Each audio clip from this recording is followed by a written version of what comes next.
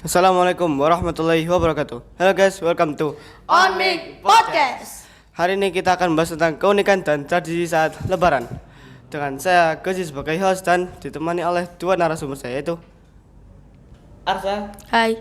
dan Raka. Nah, mari kita mulai. Oke, kita mulai pengalaman kita saat Idul Fitri. Nah, kita mulai dari Arsa. Aku. Ya. Aku ya pas habis Idul Fitri ke rumah Mbah. Habis itu sana makan-makan, sungkeman. Oh. Terus sekitar jam 10 saudara-saudara datang semua.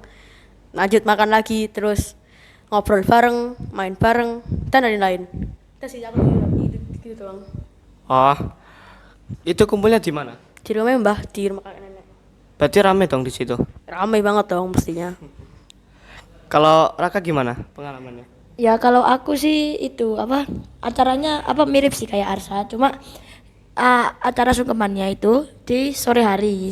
Ya itu aja lah. Itu yang lainnya ya mirip sama Arsa paling. Enggak jalan-jalan kemana gitu? Enggak, itu kumpul di Surabaya kebetulan. Oh, Kalau pengalamannya bagaimana, Kos? kalau pengalamanku ya sama aja sih, cuman lebih banyak makan-makan di rumah. Terus kayak main-main sama keluarga deket. Jarang, nggak keluar-keluar sih, nggak kemana-mana, cuma di rumah. Oh iya, di antara kalian berdua ada nggak yang nggak dapat THR? Ada lah pastinya. Masih ada. Dapat kan kamu, Kak? Ya dapat lah, ya kali nggak dapat. Ya nggak mungkin nggak dapat.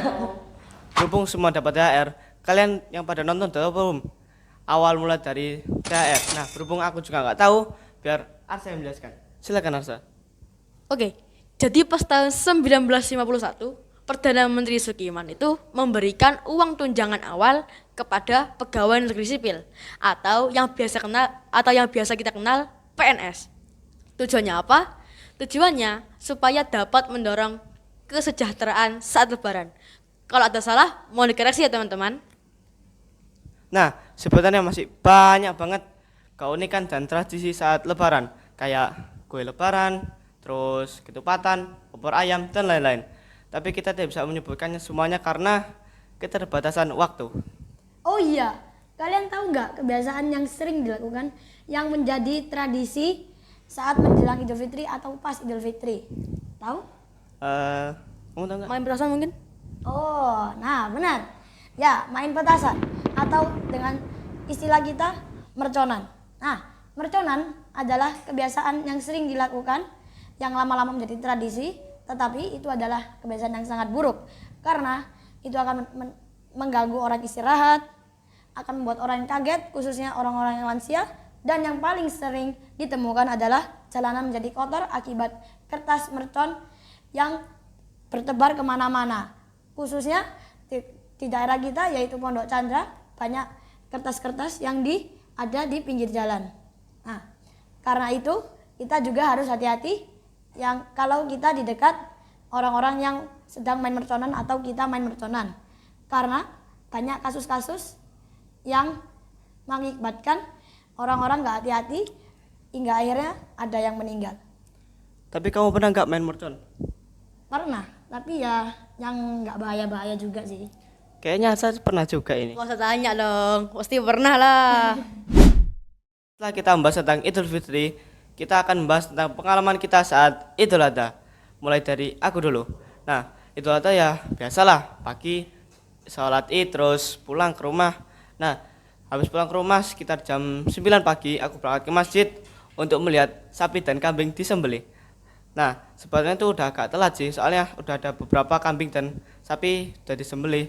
Nah, aku nonton sih, lihat sapi dan kambing disembelih itu sampai duhur. Nah, pas duhur itu ya sholat, terus habis sholat menyiapkan daging buat di sate. Nah, habis dibuat sate akhirnya makan-makan bareng sama bapak-bapak. Terus udah sih, sampai gitu aja. Kalau Arsa gimana? Kalau aku sih jam 6 itu udah berangkat ke masjid. Kan waktu itu berhubung ayahku lagi kerja, jadi aku sholatnya sama kakekku yang biasa tak panggil mbahku kan. Itu aku sholat di masjid, habis itu pulang. Setelah itu kan makan, habis makan mau berangkat ke masjid lagi.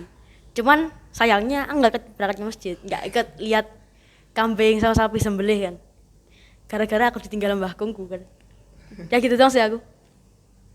Ya di rumah terus lah.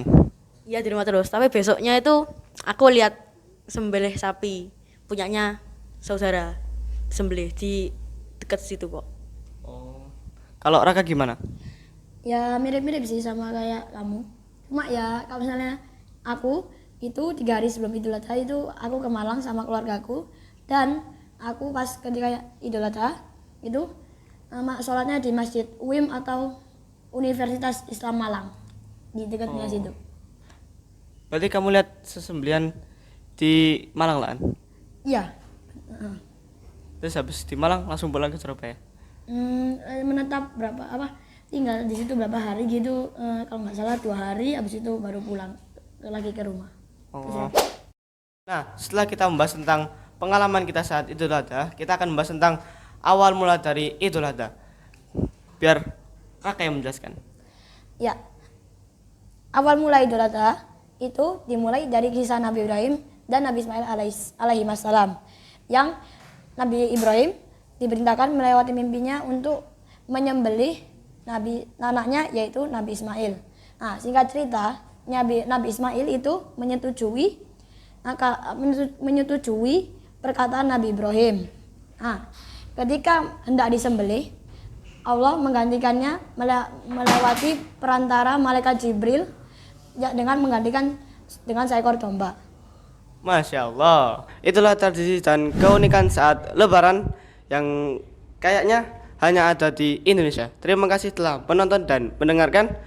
See you